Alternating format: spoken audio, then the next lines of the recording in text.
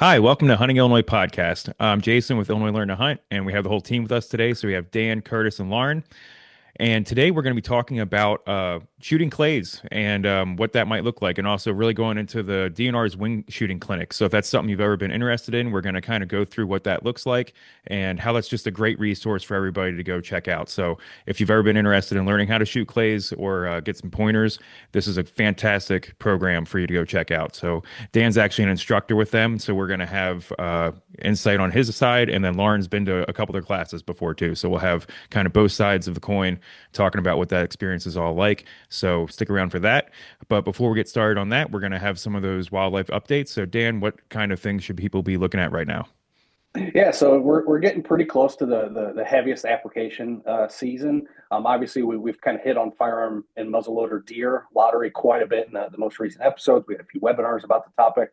That first lottery did conclude, and the results are posted. So if you want to see if you were successful in drawing a permit, log into your Explore More Illinois account, and you can view those results right there. But what that means is now the second period is currently open. So if you were unsuccessful in that first lottery, feel free to apply during the second lottery. What's really cool is they actually do publish, and it's actually already live on their website currently. You can see a full list of both site-specific permits for firearm, site-specific permits for muzzleloader, as well as those county level permits. So you can see exactly how many are left after this first lottery. And I definitely recommend taking a poke at that and just kind of looking at it if you're going to apply. It just gives you a really good indication of, oh, am I applying for a site that may only have one permit left? Well, maybe I don't want to put all my eggs in that basket. Maybe I want to look at this site that still has, 20 or 25 permits left. So definitely check that out. We'll have links to all these websites in the description below. But again, check those current quotas just so you have an idea of what to apply for. The second lottery does close at the end of June, so you still have quite a bit of time. It actually just opened up on May 12th. We're recording today on May 15th, so it just opened up. So you've got quite a bit of time. There are some changes during the second lottery. First up, or really the biggest one is non-residents are now eligible to apply. So during that first lottery application, that's only for Illinois residents. Non-residents can now apply during this second application period. Moving right along, the fall shotgun turkey lottery is currently open. So if you're interested in obtaining a fall shotgun turkey permit, now this isn't archery; those are still available over the county. Now, I do recommend we'll have links down to this list below. Before you put in for this lottery, make sure that the site you're interested even offers fall shotgun turkey hunting. Not all sites do. It's very much kind of the western and southern portions of the state. So definitely check that out. But that application period is currently open and closes July 7th. One other quick one that's not open yet, but will be opening in the next few weeks is the dove lottery. So if you're interested in getting a dove hunting spot for September 1st through the 5th on one of these DNR sites, that lottery opens up at the start of June. So just start giving that a little bit of thought. Look through some of those public hunting area reports, and you can kind of see historical harvests, see what sites may really have good dove shoots and that kind of thing. But again, you have the entire month of June to apply for that one. But we just wanted to bring it to your attention now, just so you can kind of start thinking about it and looking at some of those figures and come up with a relatively good plan for yourself. hmm Yeah, and don't be afraid to reach out to some of those sites because they manage their dove fields differently each year, depending on what they're able to fit in and if they're able to get sunflower seeds in or whatever crop they're putting in for those dove fields. So, Yeah, and we even call talked for to a site, updates. a Yeah. biologist, was it 2 years ago? Maybe even last year, out at Lake Shelbyville State Fish and Wildlife Area. And they've hmm essentially altered their dove plans. They used to do a lot of just sunflowers, but what they found is that area is so overpopulated with deer that they couldn't get their dove fields to grow because the deer would just go in there and just chew all those up before they even started to really grow. And so they've actually switched to winter wheat. So I'm kind of curious to see how that plays out. So yeah, that's the kind of intel you can get from contacting some of these site superintendents or some of those biologists for sure. Yeah, we were talking to Jubilee College, and they were saying that they didn't have their one field didn't have enough action really. They didn't have enough people come out, or if they didn't have enough people come out, they didn't have enough doves show up, or either way. But basically, they're saying they were losing money on planting for doves, so they're going to probably either pull back on that or move it around. So it may be different than what's posted. So give them a heads up and see if they've changed anything. That was at least 3 years ago now. I never really followed up on them because I never hunted over there. But Sure. just things like that. Things change year to year. And And they're, there's and a they're, whole, they're oh, Go sorry, ahead, there's a Laura. whole page we'll link as well for all the Dove information because again, it's not every site for those periods. It's only certain ones for the first 5 days of the season. So we'll link all that IDNR has a nice page with everything for dove, that first period for dove on there. So just make sure it's a little confusing at first if you've never done it. So I just wanted to throw that out there. Yeah. Awesome. And the nice Cool. thing is, if you're unsuccessful, a lot of these sites, even the ones that do require a lottery for that first few days, they open up pretty much afterwards. Now, obviously, with dove hunting, you can really shoot out a field pretty quick, so it is pretty advantageous to get one of those first few days, if not the opener. You'll definitely have the best chance at a good shoot if the birds are around. But there's other opportunity if you're unsuccessful in drawing the permit you want. Yep. And if you don't get a permit and you're curious about other sites and how they manage their doves, then go check it out after the first week there and see what they look like Yeah, and then apply for that next year. Mhm. absolutely. September will be here before we know it. It's gonna fly by. Yeah, Get it, fly by dove season. Anyone? I get it. No, I'm Yeah. kidding. No, that was But completely hey, not purpose. this is kind of a good segue. Doves are one of the hardest birds to shoot. They're Yeah. very small. They're very fast. They're very flighty. I can't remember the exact figure. I think Curtis, you may have brought it up one time, but it was the amount of shots that the average hunter takes at a dove, and it was just almost mind blowing how difficult some of these birds are to shoot. So if you're interested in learning a little bit more and getting better with your shotgun, this is kind of the podcast episode for you. I certainly didn't plan Yeah, that I would segue, have but to hey, look up that number, but the one that's popping in my head is like 15.1 or 15.4 shots per dove. It's really high. That's across the board, of course. And then it's always been considered kind of expert level if you can get a limit of doves, 15 doves with a box of shells. So if you can do that, only missing 10 times, get a limit of doves, consider yourself an expert. I've never done it myself. I've got really close a time or two, but have yet to do it. When we talked about it last year and my husband heard that podcast, he doubled the amount of ammo we took out. Like the doves didn't end up really showing up that day, so it didn't Yeah, really matter. But he was like, okay, like he's like underestimated this. So yeah, just keep that in mind. that's yep, funny. definitely. Yeah, I'm usually taking two boxes with just in case for that I one I day do as that well. you actually Yeah. have doves that show up. I've hunted doves in a couple states. And I just never had that memorable day. I've always had like if you get a couple, that's a good day. I've never had that hot spot, but I can only imagine I've how had much some fun that really would good be. shoots back in the day, but yeah, it's one of those things that I kind of briefly mentioned it. This concept of shooting out a field, and for dove, it's really prominent. It happens quick. You may really only get one or two good hunts out of a really good field until all those birds that are in that area start to be wise to it. They start to move on, change their patterns a little bit, and you're kind of looking for more fresh birds to start coming in. So, getting one of these permits, and if you can skew earlier in the season, you can have a heck of a shoot. And it's a lot of fun. It is a ton of fun. And I will say last year, I think my husband and I were day two at Des Plaines, maybe, of the season, and the whole field. So not just the field we were in, but everybody that day at Des Plaines. When we checked out, when it was about time to go, I think one person had gotten one dove in the Yeah. whole at the whole site. So it was just the birds weren't there that day. And the ones we saw were hanging out with red-winged blackbirds, so you couldn't get them anyway. So it was like I read a whole novel that day, sitting in the shade, listening to birds. Like it was a nice day. It just wasn't much of a But hunting productive. day. Yeah, yeah. Yeah. I'm just always shocked at how good vision birds have because like when you're out just walking around in a park or something like that, you're not paying attention to see if a bird changes its course of flight to go around you. Like you're just not it's just not something you're paying attention to. But when you're actually hoping for the bird to fly at you, you see every time when they see you and veer off, you're like, holy cow, they saw that. And that to me is something that you just never pay attention to unless you're out there trying to hunt them. And it's wild how good they are at avoiding being within a shooting distance of you if they can see you moving around. Yeah, it's almost they know that exact distance. It's wild. And that They goes for learn it pretty waterfowl too. quick. Yeah. And I swear, if you are going to, it's going to be the moment you like open your drink or like go to get your granola bar. Like they're going to wait till you don't have your hands on your shotgun. They're like, oh, now's the time. Yep. Like they Hmm. know that too. They're like, oh, now's the time to go by. I think that was the only opportunity I would have had all day. It was like I was mid opening a granola bar. So it was like there was no way it was going to happen. So yeah, basically do your research in your dove drawing because there are certainly places you can draw that are questionably may or may not be worth even hunting. I hunted a spot once and A lot of the places do hunt just the afternoon, which a lot of the times I'm in favor for because it spreads out. Like Dan's talking about shooting the field out. If you hunt it from sun up to sundown, it probably only takes a day or two and that field shot out. But if you focus your hunting pressure on a time when the actual animal pressure is at its lowest, you're giving people an opportunity, but hopefully spreading out that time. But definitely do your research because I hunted one of those areas. I mean, 100 degrees, sitting out there, no shade, didn't fire a shot, and I was like, I probably should have tried to draw for something else because I've had a lot of those hunts where it's fast action and it's I mean that's the only time where I've actually been hunting where my gun's gotten so hot that I've had to give it a break.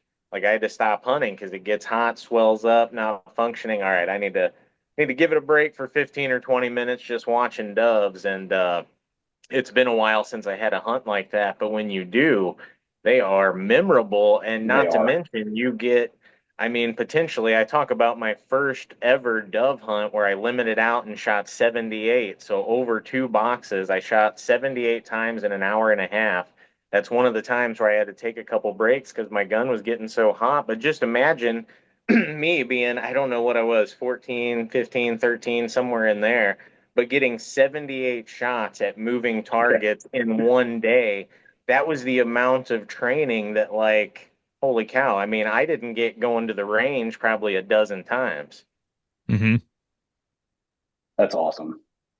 and I was a And better shot after and that. then the nice thing about dove hunting is that it's just it's kind of a nice blend between like upland hunting and deer hunting a little bit because there's this kind of a lot of times you're set up, you're stationary, kind of trying to blend in and hide to the best of your ability. But a lot of times you're just yelling at people across the field. That's one of my favorite parts about dove hunting is you'll just be sitting there and all of a sudden someone goes over you as doves are flying, from behind you. And it's there's a really cool kind of social aspect of dove hunting that I don't think really gets talked about that much outside of the big dove hunters. They certainly talk about it quite a bit, but it's a lot of fun. It's a lot of fun. Oh, my husband wants walkie-talkies for next year. He kept texting me, but because I don't know, 15, 20 feet away from someone else. So like, you're far enough where like you can't really like chit chat easily. But yeah, Yeah. yeah. So, and like usually there's somebody with a dog and, as people are setting up, their different Yep. things, you kind of chat and yeah, it's nice. And it's very low equipment. Yeah, it's awesome. Yeah, you can bounce whenever you want. Like, depending on the weather. Some people left early when nothing was really going on. Some people, we stuck it out to the end, but we had shade, so I don't blame those who didn't. If you didn't have shade Yeah. out, yeah, because it's, being in September is still hot. So, Yeah, I remember just last dove story. I think then we get talking about clays. But growing up, I used to hunt a private farm. We got permission from a farmer to hunt his soybean fields and stuff, and just being set up, and my dad's buddy being on one end of one hedgerow and us being on the other hedgerow, and laughing at each other as doves would fly over our heads, like Mhm. from behind us, and then they'd quick see him, and you'd quick see the guy pull up and shoot, and almost fall off his chair trying to shoot at doves and things, and it was the because we did hunt deer the majority. I didn't hunt waterfowl. It was close I ever got to waterfowl hunting, bird hunting, or anything in Pennsylvania where I was at because it was like the only bird species around that was worth hunting. So anyway, it was just a blast, and that social aspect it really does help. It helps more memories form when you're more social, I think, than just going for a long walk, or because then you're really counting on the nature part of it to do something memorable for you. But then when you have those social ones, you also remember all the times you had laughing at each other and stuff like that. So it just adds another layer to the experience for sure. And like you said, there's a lot of laughter with dove hunting. Yeah. It's probably one of the only types of hunting that is social like that, like outside of your clique. There's other types of hunting like waterfowl hunting. Yeah, you're talking with people in your blind, sharing stories, but dove hunting, you become kind of a teammate with everybody in your field, and so yeah, it is probably the only type of hunting that is like that. It's a good point. Makes it Hmm. fun. It Hmm. does. Yep. It also can make it, this is a good segue into the wing shooting because also, if you're a bad shot, it's going to be on full display for the whole field. And the field Yes. tends to remember that. If there's one person that continuously is not hitting the bird, eventually you'll hear somebody like, hey, somebody go sit over by, like, it needs help, and all the birds are getting by on spot 7, somebody go help. So, Dan, take it away. Wing shooting clinics. They are awesome. Good way to get some of those misses out of your gun before you're on the big show stage on the dove field, right? Yep, absolutely. And that's one of the things I really give kudos to Illinois DNR for is that this program. This program is fantastic. I think it's underappreciated and just kind of, I don't want to say unrecognized, but it doesn't get, in my opinion, the publicity that it really should. And if you look at a lot of other states, there's really not programs like this that are run especially by the state agency. So it's a really unique, and obviously, especially since we're in Illinois, it's a really unique program. But one thing I really want to emphasize up front about the entire IDNR wing shooting program is that it's very much designed for anybody of any skill level. They have essentially different workshop types that we'll kind of go to as we kind of progress through this conversation. But probably first, we should really just start off with some simple definitions. I know we're probably going to use a little bit of terminology that if you're outside of the kind of shooting sports world, a lot of these terms you may never heard of. So we'll kind of define some of these kind of right up front. Obviously, first is wing shooting. So what does that mean? And simply, it's basically just shooting a flying, moving target with a shotgun. And one thing that's of particular importance, especially with this specific program, is that we teach you not to aim, and that takes a different mindset. If you grew up shooting rifle, shooting handgun, shooting archery equipment, you're going to almost feel, I don't want to say completely foreign, but what we're trying to do is develop the shotgun to become almost an extension of your body so that you're not logically thinking, oh, I need to aim 6 inches in front of that moving target to make sure, I'm hitting it as it moves. We want you to just point. We want you to point. We don't want you to aim. We really want it to become an extension of your body. And that's what's so important about this program is all of the instructors, myself included, we're volunteers. We've been trained through the NSCA, the National Sporting Clays Association, I think is what it stands for. But we've been taught, and so this isn't just people who like firearms, who like shooting things and just want to pass that along. These are highly trained people who know what to look for. And so the way we start out these clinics is really building on the fundamentals and working on your stance, because again, we want that shotgun to become an extension of your body and we want it to move with you. We want that shotgun to be fluid. We don't want you to be aiming. And there's just so many little things that as instructors, we're trained to look for. And that's why I want to kind of start this right up front, is because I grew up shooting, right? I grew up shotgun shooting. We grew up with a farm. We pretty much shot shotguns every other weekend. And so I was what I assumed prior to this program, I assumed I was a decent shot. I would routinely hit, 20 out of 25 on a trap range, maybe 18 out of 25 on a skeet. Crossers have always been a little more difficult for me. But having a trained person, even if you're a seasoned shooter that literally stands right next to you and focuses not on watching the clay bust, we're sitting there staring at you, watching every little aspect of your form, that even if you've been shooting for 20, 25 years, I guarantee you're going to take a little nugget of information that might allow you just to hit, one or two more targets per round. That really adds up over time. So just a quick description and just kind of highlighting that this is not just for complete beginners. This is really for everybody. You'll refine a lot of your skill sets. So that's kind of wing shooting in a nutshell. We have several different types. If you just go to a shooting range and they offer clay shooting, you're going to hear a couple different terms. You're going to hear trap, you're going to hear skeet, you're going to hear sporting clays, and you might also hear a term called five stand. That's a little bit newer. Not all ranges offer five stand. But what the wing shooting program does is take what's really unique about each one of these, what we call kind of games in shotgun shooting, and builds the program around that. So it's not necessarily a trap event. It's not a skeet event. It's not a sporting clays event. It's not a five stand event. It's really pulling, in my opinion, the best part of each of these activities and games and creating kind of its own cohesive thing. So trap, if again, just to identify and kind of define some of these terms, you've probably seen a trap range. It's got this kind of semicircle with 5 spots. Essentially, trap and skeet are very similar. You're going to use a lot of times the exact same area, but what differs is where the clays are coming from, where the traps are set, so where the clays are throwing. Trap is very much, there's one thrower in front of you, and those targets are going away from you. Now, a lot of times these machines are on an oscillator, and so they will kind of shift, so it's not just the same predictable throw every single time, but it is coming out of the same box house. And so you'll do each station 5 times, and then you'll rotate. So station 1 will go to 2, 2 to 3, 5 will go all the way back to 1, and you'll do each stage 5 times to get your 25 rounds. Skeet is very similar, same type of setup, except the boxes are off to the side. And so you're getting, instead of just going away shots, you're getting a lot of crossers. Now, sporting clays kind of reminds me of when you shoot basketballs at the basketball net and you go around the was it around the world? Around the world, yeah, but like it's that practice. The old 3-point competition. Yeah, the 3-point competition. Yeah, each place and you get 5 balls, and the 5th one's the money ball. Yep. Yeah, it's a lot like Sorry that. to cut you off, but that's kind of the please, setup that you're thinking of like you're working your way around. Like it's just a different angle and different display as you move through. Yep.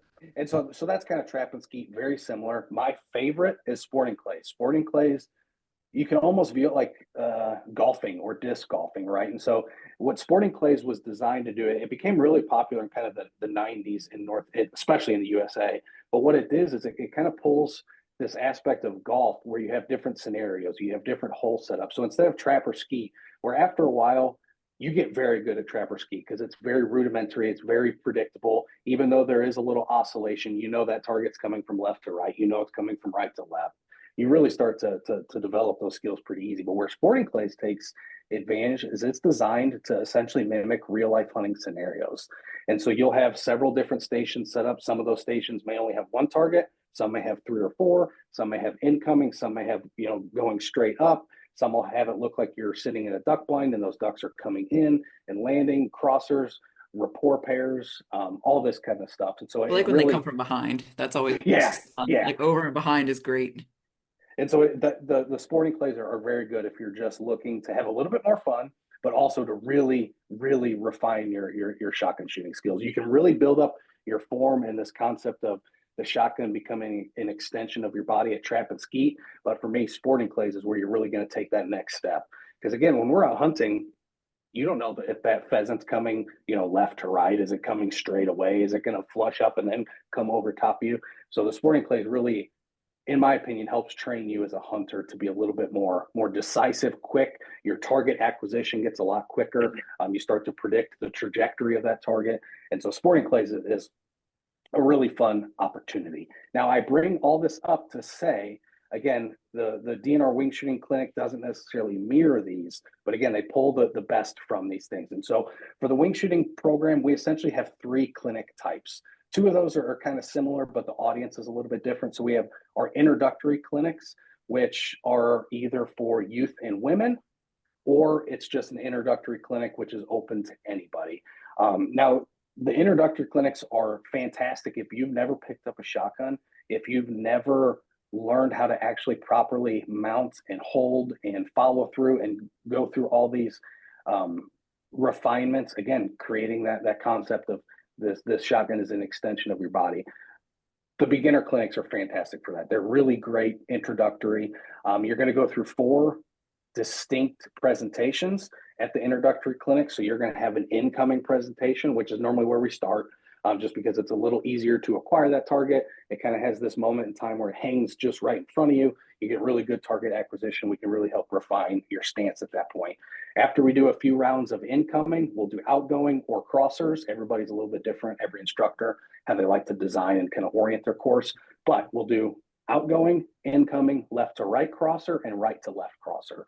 And so you get to really refine all those skill sets. And what I really find intriguing, when I first got involved in this program, I had no idea what a typical clinic would look like, but it's very one-on-one. And so when you get to an introductory clinic, we'll have just a quick run of what the day will look like. You'll have a fairly short safety presentation that may last 45 minutes to an hour, depending on who's giving that presentation. They'll go over the parts of a firearm, how to safely hold the firearm, firearm safety, range safety, trap safety, all these different things that are important to know for that date.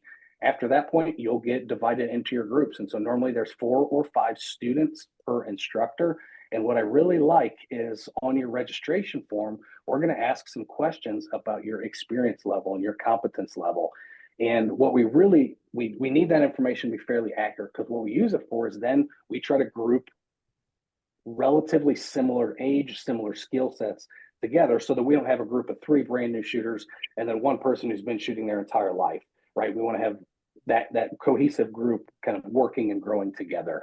And so you'll be with your group throughout the entire day. But after that safety presentation in the morning, you'll spend about 30 to 45 minutes directly in your small group. So it'll be your other participants with your instructors. They'll go over stance, they'll go over proper fit and form, how to hold a shotgun. We'll go over eye dominance. Are you left eye dominant, right eye dominant, and just very much get you set up so when you get to the range, you're ready to go.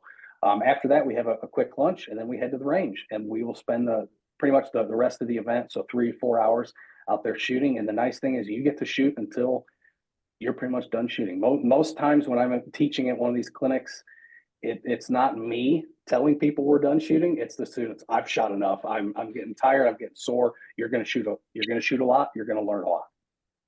So that's kind of the introductory clinic in a nutshell. And again, there's a couple different types of those introductory, whether it's just the introductory that's open to all ages, to everybody, or there's also the youth women's clinic if that's more up your speed. I do want to bring up before we kind of move on to the next type of clinic, there is a specific kind of youth clinic that I find awesome. And they're arguably my favorite to instruct. And these are the youth clinic that are immediately followed by a youth pheasant hunt. And so I think they're called Youth Clinic and Pheasant Hunt on the wing shooting calendar, which will have links to all the stuff down below. But essentially, this is a really unique opportunity. You get to go out, have a wing shooting clinic in the morning for the youth, and then they get to immediately eat lunch, and then they get to go out on a mentored pheasant hunt with good dogs, good handlers directly after it. So if you're interested in getting a young person involved, whether it's your child, grandchild, niece, nephew, definitely look into those options because they never really fill up. Especially some in kind of the central part of the state. A lot of times there are several spots open all the way up to the event. So definitely check those out. You do need, or that youth does need hunter safety prior to participating in this pheasant mentored hunt. So definitely make sure to get them enrolled in a class before those clinics start. And usually those are hunting season, so a lot of those are around October. So you definitely got some time to get that hunter safety done. I'd say two quick questions, Dan.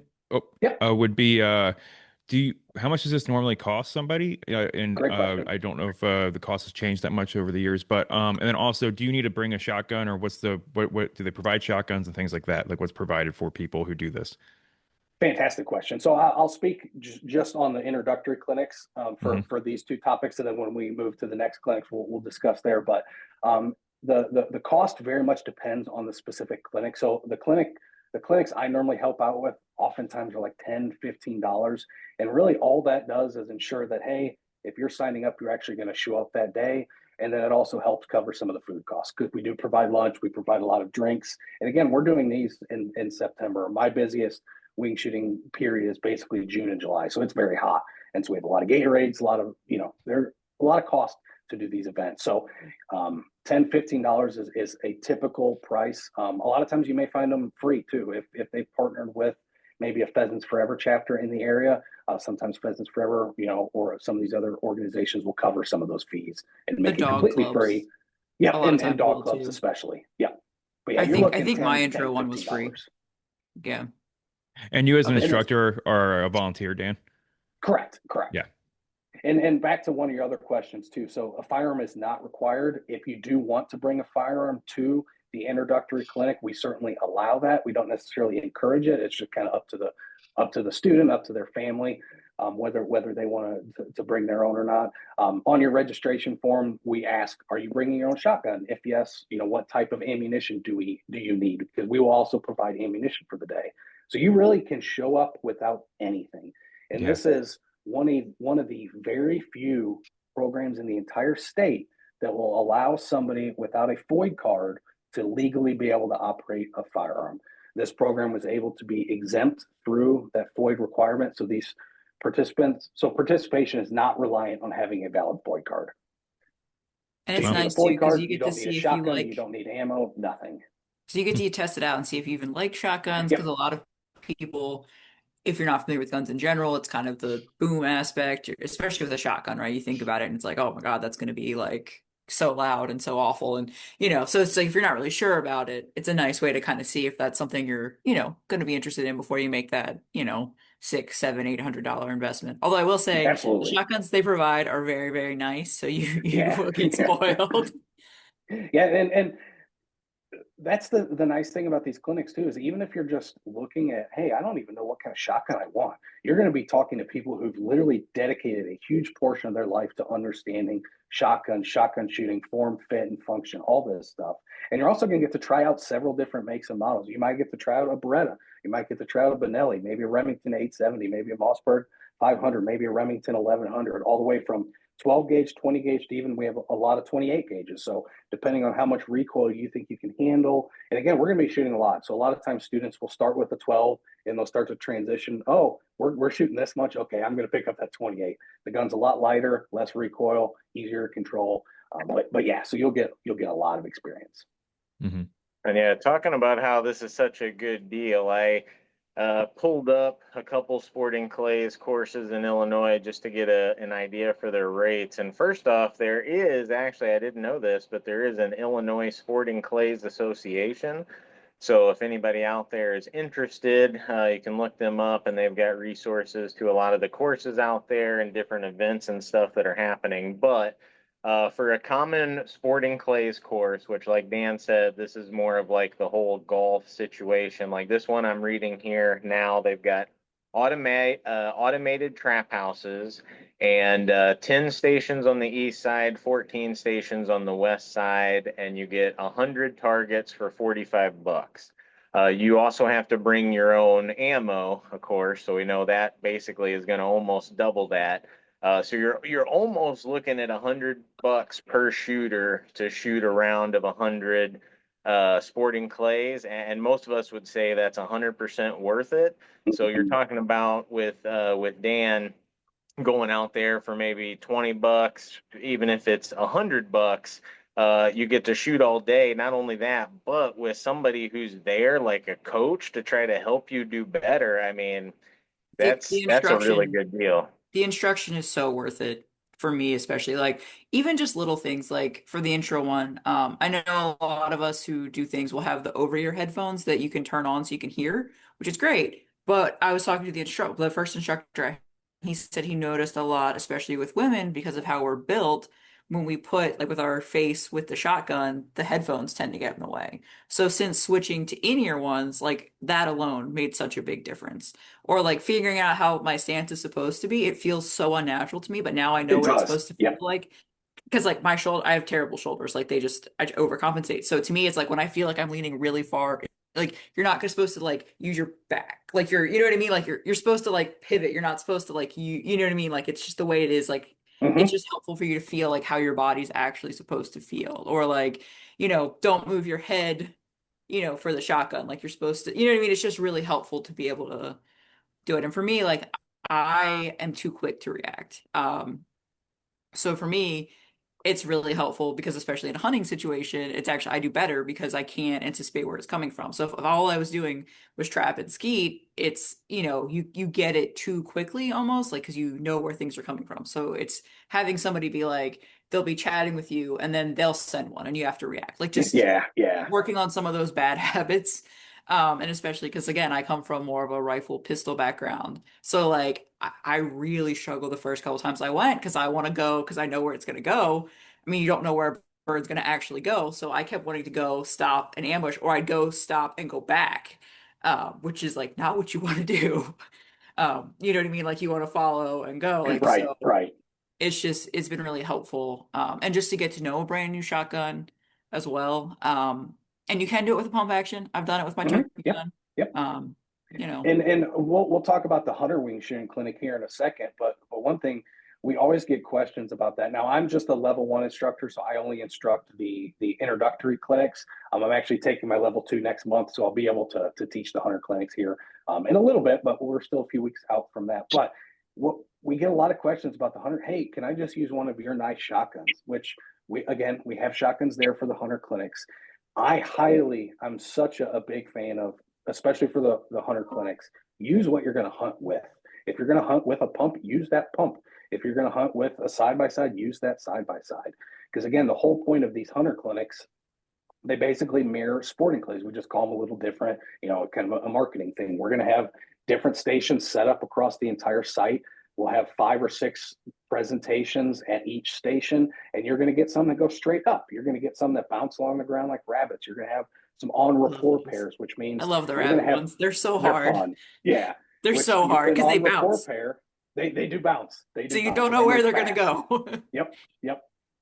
But yeah, we'll do pairs. So the on rapport pair, what that means is we're going to have two targets ready to throw. When you shoot, the second you pull the trigger, whether you hit that target or miss, I'm setting that second target to you. And so you get to really mimic and build these strategies from going from one target, another target's coming in. And that's just something that as a hunter, I find very advantageous. And again, highly recommend for the hunter clinics, especially, is try to use the equipment that you're going to hunt with, that you want to become more competent with. Now the hunter clinics do cost a little bit more. Typically they're like 30 to 35. Now again, I don't instruct these yet, but I have done a few of them as a student, and they are about the most fun you can have. Curtis just told us how much a typical round of sporting clays cost. You're getting it for $30 to $35, again, depending on the clinic.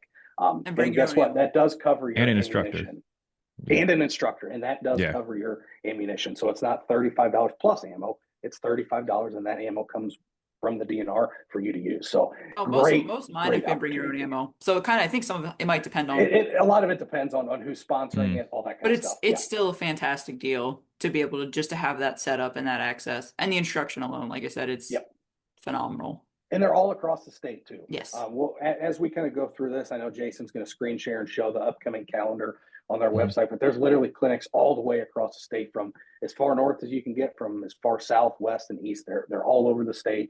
And typically right now it looks like they're scheduled to about October. So definitely get on those pretty quick, especially the hunter clinics. Those tend to fill up pretty quick. So if you're interested in kind of this, again, sporting clays type experience where, again, you're going to be in a small group, 2 to 3 students per instructor. You're going to go same with that instructor from station to station to station. He or she is going to be right next to you, refining everything you work on. And again, I grew up shooting. There were so many things I didn't realize. I was never taught. It was just, hey, pick up a Mhm. shotgun. Here's a moving thing. Try to figure it out, right?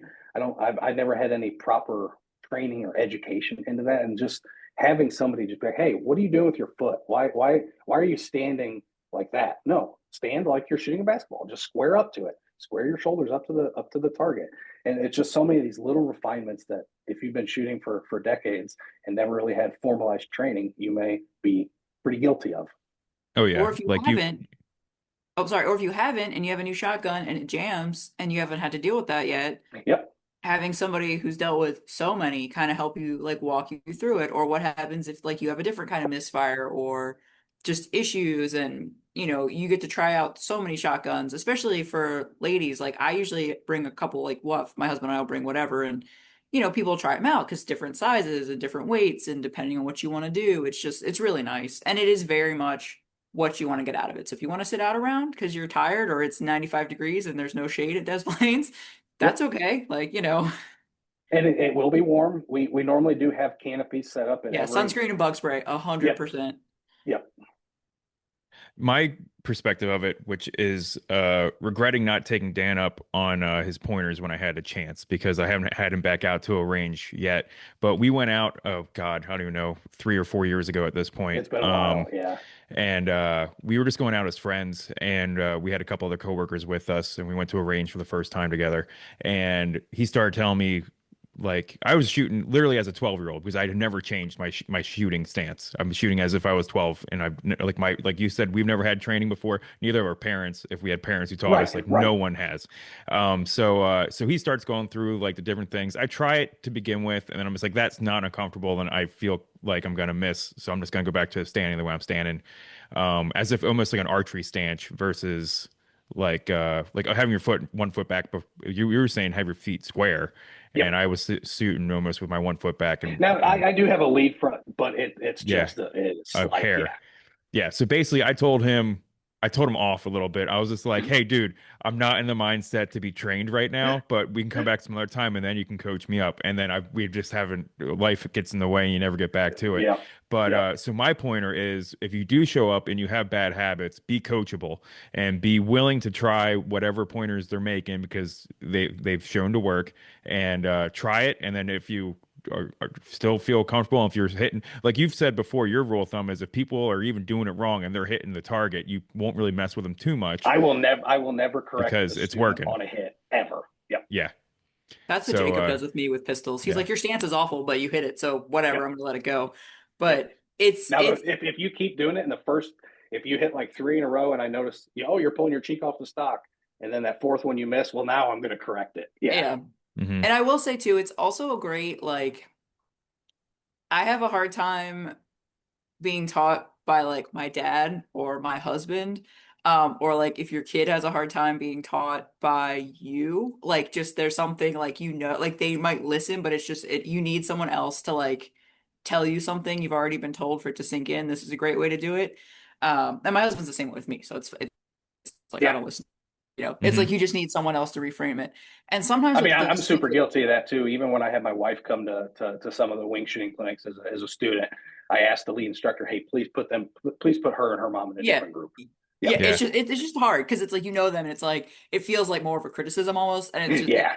so it's and it's also very like it can be frustrating because it's like you're doing it wrong, but you don't know how to do it right. Like it's like okay, I know I'm reacting too fast, but it's like or I know I'm doing this, but at the same time they're like telling you like don't think. So it's like how do I do both in this short, Yeah. Yeah. span of time? So don't my biggest thing is like don't get frustrated. Like they're not if they're they're not trying to like pick on you. You know what I mean? And they might Yeah. pick on you a little bit, but it's not like in a mean spirited way or It's anything. a fun. Yep. Yeah, Yep. yeah, it's much more, and they definitely kind of tone it to what they think you can handle. My last one I did, they spent the whole time calling me quick draw because my first shot would Just too often be a quick. miss, Yeah. but the second shot would always be a hit. So, like it's good natured and and everybody's got their issues. So Yeah, and I don't Hmm. think we've really talked. I don't want to give whole put myself up on a pedestal in any way, shape, or form. But I do want to give credit to these instructors.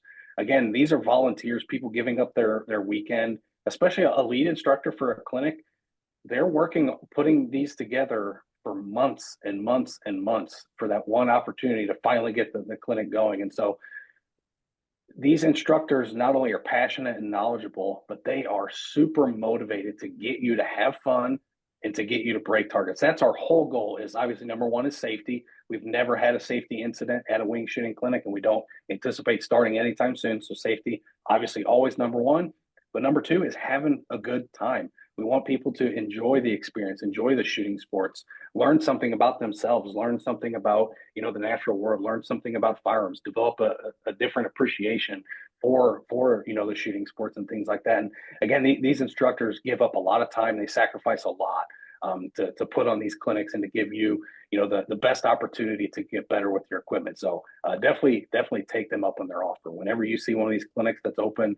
Please sign up. They yeah, are a lot of fun. And if you're interested in taking one of my clinics, I'll be at the Middle Fork State Fish and Wildlife Clinic at the end of June. So it's June 28th and 29th. That's a Saturday and Sunday. Those are both introductory clinics open to anybody. It doesn't matter age, doesn't matter gender, nothing. So definitely check those out if you're interested. But I will be there. yeah, and don't be intimidated by the general introductory if you're a woman who wants or even youth, and you can't find one of those specific classes. The introductory one it's fine. You know Yeah, what I mean? Yeah. Like it's not, it was, I think mine was mostly women and youth anyway, the one yeah, I yeah. went to. So it's just, and then my husband, like it was, it's fine. And I think Freddie Reyes, one of our ambassadors, is Mm-hmm. also an instructor. So you'll see him around up north a bit. But yeah, they're great. I love them. They're fantastic, like I said, for getting to know your equipment and just get to know other hunters in the area too. And I And love there's again, always I think that's a big part of it too, is just getting to meet. Again, we hit on this a lot, this kind of concept of just getting involved in the hunting community and not necessarily identifying as a hunter, but starting to view yourself as a part of this community. These are a great way to do that again, especially because a lot of times, again, we group our small groups based on experience level based on age and try to put essentially a cohesive unit together that we can all train together. And there's been so many of these clinics that I've had while I'm working with one student. These guys are sitting off in the back and they're making plans. There's, hey, let's go to this one. Oh, Des Plaines has a rent. I can just bring a thrower and we can go shoot. Awesome. Let's do that. I've got the shotgun. You buy ammo. And so it's just, again, just meeting like-minded people. It's Hmm. yeah, worth its weight in gold. yeah, for thinking about an upland dog, you get all the dog. The German short-haired pointer propaganda is strong, but if you're interested in other dogs, at least up my way. But if you're interested in other breeds, you can find them too. That's funny. I love too, like the older gentlemen you'll find that, like, I don't know, maybe in other places they'd go like golf on a Sunday morning, but they go do the wing shooting. They just kind of go Yep, hang out, drink their coffee, and do their wing shooting clinic. Like, I don't know. It's such a good program. I can't it wait for them to is. start It is. again. I'm ready. I think there's one at the end of May at Des Plaines. So that's Hunter up here. So Nice. I've harped a lot about the instruction, which is awesome, but also don't forget about just the repetition. Hmm. Anybody who's ever become good at anything pretty much in the history of the earth, like that's what it takes is repetition. Don't do it until you get it right, do it until you can't get it wrong. And everybody that you've ever seen that is a smooth and easy shooter and effective shooter. They're breaking every clay or they're hitting every dove, hitting every duck. They weren't born like that. That's 1,000 shots sent down range. That's developing all that muscle memory.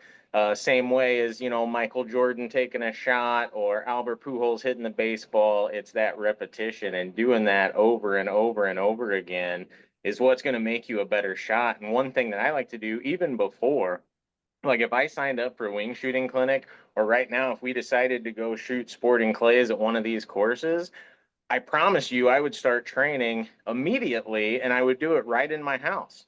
And you'd be like, man, that doesn't sound safe.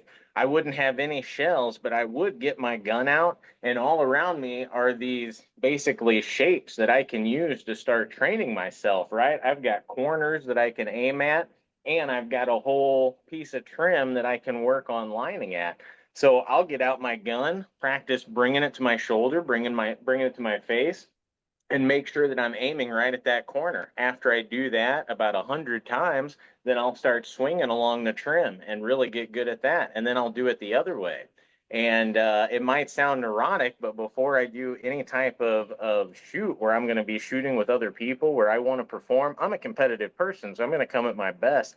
I'm going to do that hundreds of times before I go out and actually send a shell down range. And I feel like that helps me immensely get a lot of those silly misses out of our gun. Because I know for me, the first time I go out to shoot, I'm going to miss a lot of times and it's going to be dumb. It's going to be like, I'm not even going to be on the bird, or I'm going to be like not on my face weird. And then you pull you get like, oh man, like you feel like you just got hit by Mike Tyson, right? And I can get a lot of that stuff out of the way at home without even needing a single shell, I find. I will Yeah, say and that's like how you like you were know. talking about the Michael Jordan, concept of repetition. Same thing. Does Michael Jordan just go out and start playing a basketball game without warming up? Absolutely not. They've got a whole warm up repertoire. And again, like you said, so much of this relies on muscle memory that if you don't use that muscle memory within, I don't know what the time frame is, but you really start to lose it. And so just little repetition like that, dry firing can be good too. Again, always make sure you're in a safe location, pointing in a safe direction, no ammo anywhere around. I personally, when I do this, I'll even leave my action open, just one less thing to even think about. Finger always off the trigger. But yes, just repetition is so important, especially because this is wing shooting where it's not, we started off this conversation of how different it is from rifle and pistol, where you're very stationary, you're taking time, aiming, you're really focused on your breathing and make sure you're squeezing that trigger. Now, all those principles still apply here, but you're moving with it. You're And going to so be it's tired. just training that body movement. And yeah, yep, it's very important. So yeah. But to clarify on the dry firing, Dan, so most people, if you are going to dry fire, they'll put Snap one of those caps. dry firing shells in there Yeah. because it is not good to dry fire your gun without a round in there. That's a great way to break a firing pin. So just wanted to clarify that. Yeah, and you can get those snap caps there. I've bought them at Walmart before for like $5. They're super cheap. And that's how I know too. I was getting better. I would start out really bruised Oh with wing yeah, yeah. shooting, and then but after we've been doing it, I would leave with no bruises. Like I'm like, ah, I'm getting so much better at this. Like I'm actually, putting it snug against like the bra strap is usually what they say for women, like go against, like right there. But yeah, you're gonna be tired, especially like because you're gonna be holding up. I mean, even if it's only 6 pounds, you're gonna be holding up a shotgun for a And long. not just holding up, but you're out. You're Yeah, extended and holding out. Yeah. and like your lower back as well because you're pivoting. So it's just you're going to be more tired than you'd think, and then just being out in the sun too. Hmm. But yeah, with the warming up, it reminds me, my husband will do the practicing inside a lot as well, just with, dummy shells. He's Mhm. got like fake ones he'll use, but he'll also do just practicing, shouldering it. But we Because did one thing a, that's really important, sorry to cut you off, but just oh, you good. kind of showed it there a little bit, Lauren. One thing I see a ton with new shooters is just struggling to get, I'll use my knife as an example, just trying to get the shotgun up to the shoulder. They'll catch on close, and then by the time the bird's already done and landed. And so just training yourself to go out, up and in with the shotgun rather than just trying to bring it up and it catching on every little bit of fabric, just little things like that. Like Curtis said, you can practice all that at home to where it essentially becomes second nature. So when you get out in the field or at the range, it just happens. You're not even Especially thinking, oh, because I need wing to go shooting out, clinics, up, in. you're probably going to be in a t-shirt or tank top anyway. Mm-hmm. So definitely practice if you're going to be out, in a In like a November. heavy jacket. Yeah. And Yeah, especially if you're smaller, like my shotgun stock is slightly too long on my favorite one.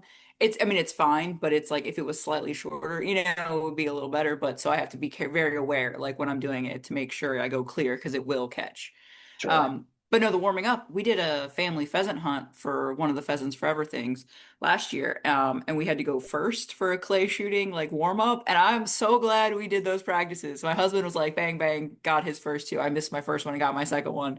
And they sent us on the way, but with like everybody Everybody watching, watching. I was like, oh, I'm so glad we practiced. And then my first one, it was just, I was too fast. It was the same, but it was like, all right, I got that out of the system.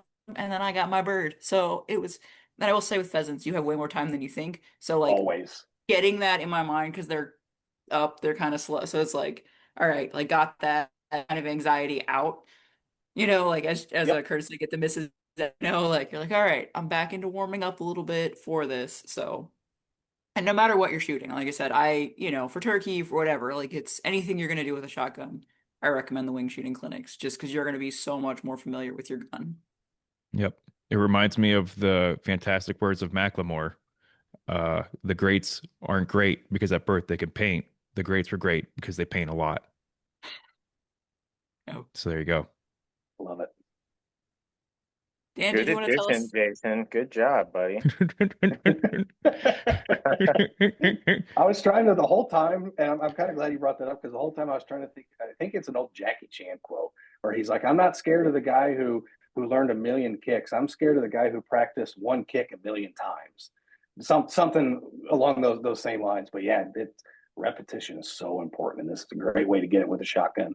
Where it can be difficult to just find areas to just go shoot a shotgun, to shoot trap or skeet, without having to pay $100 range fee or something like this. So Yeah, definitely and I'm give lucky it because a there's a look. nice indoor trap range near me, but I will say it's really hard when you don't have a horizon. Like it's a lot harder than you would think. Like having a horizon makes it a lot easier to judge distance, I think. So even though it's far, like I don't know, I have a much harder time with that I've never inside. done indoor, so that's interesting, huh? Yeah, it Yeah, it takes me a sounds lot fun longer. though, doesn't it? I'd do it. Yeah, Yeah, well, next time you guys come up to the Des Plaines area, we can do it in yeah. Diamond. I mean, it's great. It's a great thing, but it's just for being fairly like repetitive, it's much harder than I would think. Like it takes me a lot longer to get on it Sure. because it throws me off because it's just so dark in Huh, there. that's cool. Like I do so That much better sounds like dimension. maybe you've heard the old stories, Dan, of in the old days, Mike Shannon would, if he had a rough day, he'd sit in the middle of Busch Stadium, turn all the lights, and go pigeon hunting in the middle of St. Louis. Of course, that was a different time, but that's what I think about like indoor shootings. Like, man, that must have been some tough shots, in Busch Stadium. But I mean, it does feel like you're in like a big, like kind of dark like gymnasium with like three lights on. It is what it That's feels like. interesting, huh? Hmm. Do you want to talk about like chasing the lead at all? I think we'll save a little bit for when you actually get to the clinic, but that's the kind of stuff that it's really allows us to refine it. And again, we've built I just kind of signed up as an instructor. I shouldn't say they built the program designed to really hit on all these concepts and little tips and techniques that as somebody who again grew up shooting, I never heard lead. I never heard, a sustained lead. I always hear, oh yeah, it's important to follow through, just like with a baseball bat or a hockey stick. Follow through is important. But there's so many little things that in terminology and just tips and techniques that again, even if you've been shooting a long time, if it just increases your odds 1 or 2%, every time, or your success rate, that adds up over time. And one of the big ones is just how to go about leading a target.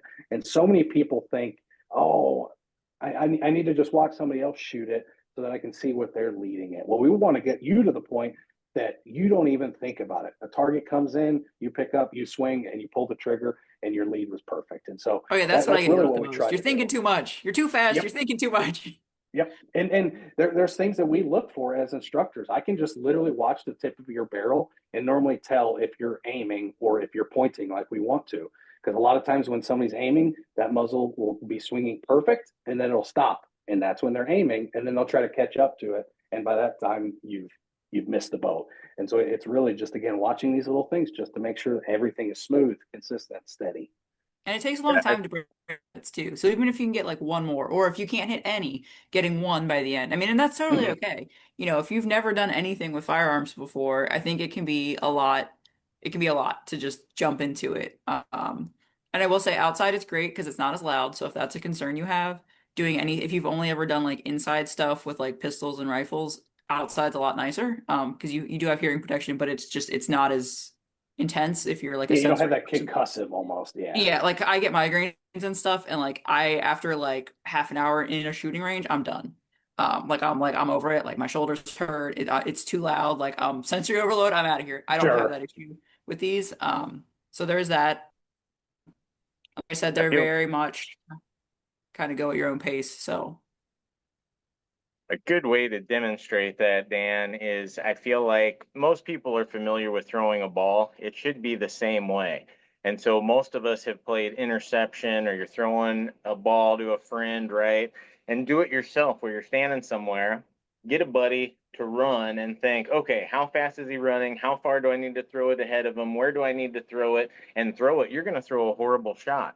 Whereas if you just say, hey, run, and you don't even think about it, but you just throw it, guess what? You're probably going to It's gone. throw it Yep. almost right to them. And that's called getting your head out of it, because that's what it sounds like your major problem is, Lauren, is you're thinking about it too much. And that's with all sports that require focus. And this is one, you got to find a way to let your instincts take over and get your mind out of it. So whatever that process is for you, for me, I got a whole process when I'm swinging on a bird that I want to see. I want to see its feet and make sure that I can see all the details there, help with the ID, swing through them, see the eye. If I see the eye, I know by the way my eyes work that that bird's in range. And then I swing out in front. And for some reason, doing that process and not feeling like I have to hurry it allows me to slow down. And then if I do that whole process and anything is off, like I don't see the feet, I don't see the eye, then I don't take the shot, because I've learned there's always going to be other opportunities. And so however that is, but repetition is what's got me there. I had to shoot at probably hundreds of ducks before I finally figured out that like, hey, it's a lot easier if I don't put pressure on myself, Yeah. don't Yeah. think, Yeah. and yeah. just slow down. There's always But going to yeah, be another shot. and like I always start a clinic going too fast, like anticipating, because like you know where it's coming from. Because they always show you first kind of where to expect it from. And then I'm in my head because I'm doing what they like thinking about what they told me, and then I'm fine. You know what I mean? It's just getting over it. And I like I said, I was really proud with that pheasant because like I've learned like, okay, like wait another heartbeat. Because as soon I tend to go as soon as I see it, I go, which is why I actually do better with the crossers when it's coming from the left. Usually people who are right eye dominant do worse because you don't see it as quickly. So I guess people don't Mhm. react as fast. For me, I do better because I react like I'm supposed to. Like I actually am, it slows me down. Whereas right, I tend to react too quickly. So it's like because I know that with my bird, when the pheasant like flushed, I was like, okay, let's wait a heartbeat and then go. Like, you know what I mean? Like just take a second and just kind of transitioning that. So I was very proud. That was my big like thing. Yeah. I was like, Nice. okay. Nice. Because like I said, Jacob will still be like, all right, quick draw. I'm like, I know, I'm trying, working on it. He's like, you're like a golden retriever. You're like, we go, we go. Love But it. yeah, just practice. But it's good to know that about yourself before you're trying to like shoot a bird. Yeah. But yeah, so again, there's a calendar that's completely built out all the way through October. Opportunities across the entire state, whether you're a brand new shooter, whether you want to try some of these hunter clinics, and there's also a few, we'll call them like specialized clinic. Like there's a clinic I saw on the calendar this morning called Five Stand. So there's other opportunities outside of these kind of main clinics, the introductory hunter. But definitely check it out. Spread the word. Invite a few friends. You will have there's very few things you can do these days to have this level of enjoyment training for either 10 or $15 or even 30 to 40 for some of the hunter clinics. I mean, you just can't do that these days for anything for that price. So please take advantage of this. Spread the word, invite a few friends out, and have an awesome time. Mm-hmm. Yeah, and one thing I'll say, don't be shy that when they say space is limited, take that space, because we've already mentioned that some of these don't fill up. And if you all want more of these, which we've already talked about how good of a deal it is, like, yes, we should have more. Like, the best way to get more is to fill these up. So fill them up, keep filling them up, and basically that's the best way to get more of these offerings out there. So don't worry about gobbling them places up. I feel like some people are like, I want to, there might be somebody else who needs to shoot more. Like, no, Yeah. take the Use spot. Take the it. spot. Yeah. Yeah, definitely use the spot. You're still supporting conservation. Yep. You're still sport shooters or conservationists too. So you're definitely going back through that. Did you want to do any tips for left, right eye dominance? I know we talked about that a little bit, just kind of mentioning what that one is. thing that's pretty, I wouldn't say important to know ahead of time, but just to be thinking about. And for me, the only reason I bring it up is because I've over the years seen a lot of people are what we call cross-eye dominant. My wife happens to be one, so she is My primarily mom is. right-handed. Yeah, so it seems to be, I don't know if it's more common or people are just talking about it more, or maybe I'm just more attuned to it now that I'm thinking about eye dominance on this level. But what essentially eye dominance is, everybody has one of their eyes is normally stronger and more consistently used than the other. And so we want to know that as a shooter, because that can alter which hand you want to shoot with. So my wife happens to be right-handed. She throws with the right hand. She writes right-handed. She kicks right-handed. Shoots a basketball right-handed. She's left-eye dominant. So for a while, she felt more comfortable on the right side. And so we kept, okay, we'll try to work through this cross-eye dominance. We try to cover that dominant eye to try to force this one to be a little bit better. What she found is, no, let's just start over. I'm going to start over like I just picked up a shotgun for the first time. She switched to her left side. So now she's using her strong dominant eye, and she's immediately a better shooter. Makes her target acquisition better. Her follow through is better. Everything is just that much better.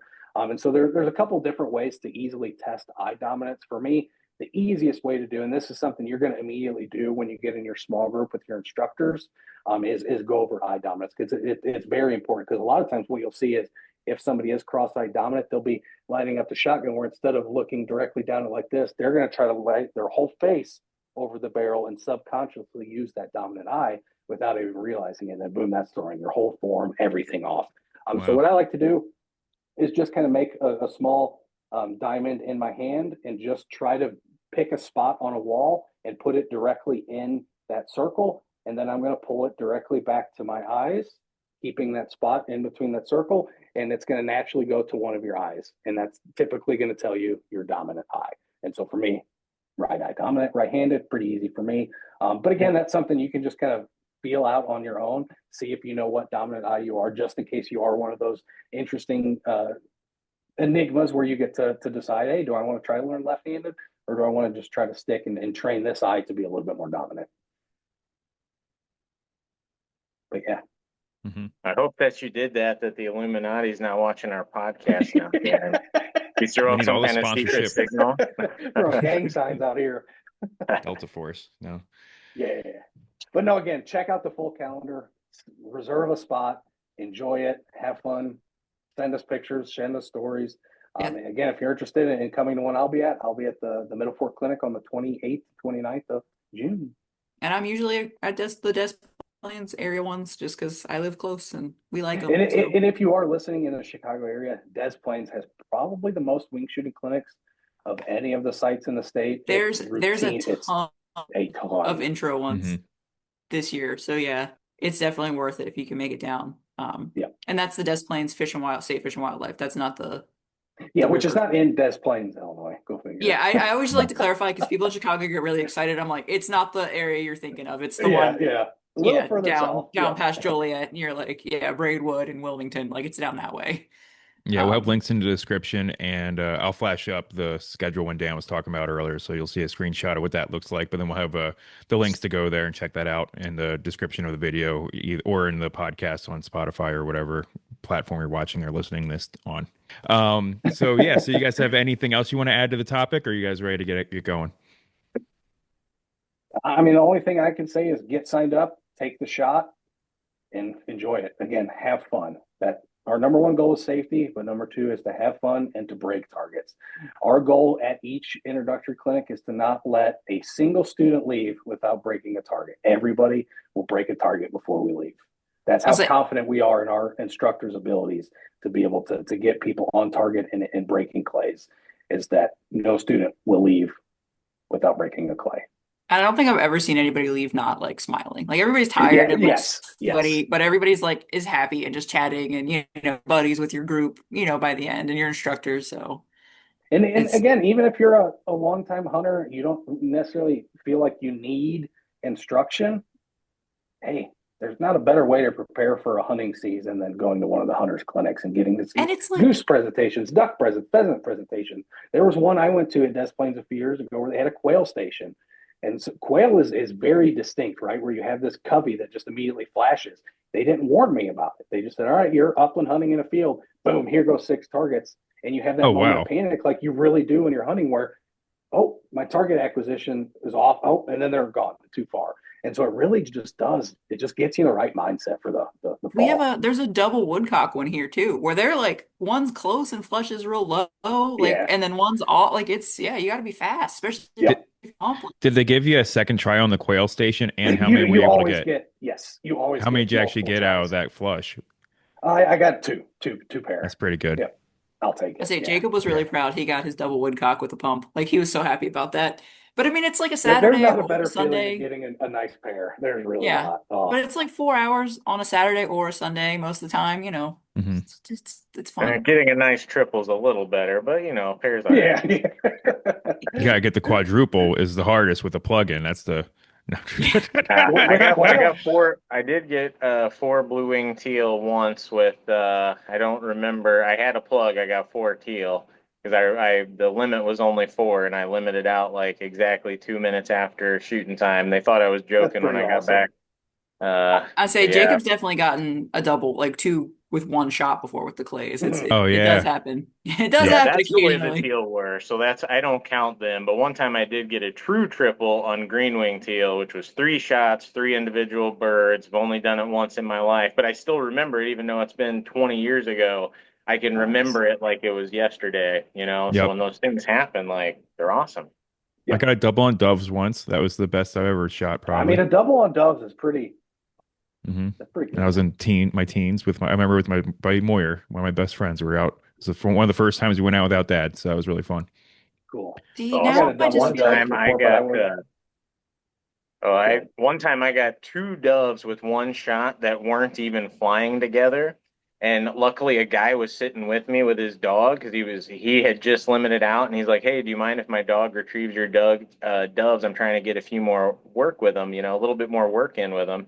And so it was awesome. He had just sat down. I swing on this dove like this, shoot it, and a dove from over here they both fell. So they Oh, were it's like flying going Randy different Johnson. directions. They both fell, and he was sitting right there. And I just acted like I do that all the so you time. had a, Like, you had I a didn't bring witness. that Yeah, I many didn't know kills, this guy. I just thought you were the best. See, now I'm just like, we need to do one of these as like a team building thing because I feel There you like go. Yep. we would have I so know much to there talk was about. a really cool event. I think it was either I think it may have been the end of March that Jason and I we kind of talked about going, but then we ended up having Yeah, it an was event that weekend glow in the or dark. some. It was glow in the dark clay Yeah, shoot. Yeah, that it would be was awesome. That would up be in so much Gibson fun. or Gaylord or one of the G cities, Gilmore or some one of the G ones. I don't know, Yeah, yeah, but yeah, no, that'd been cool. yeah. That would Yeah, have been cool.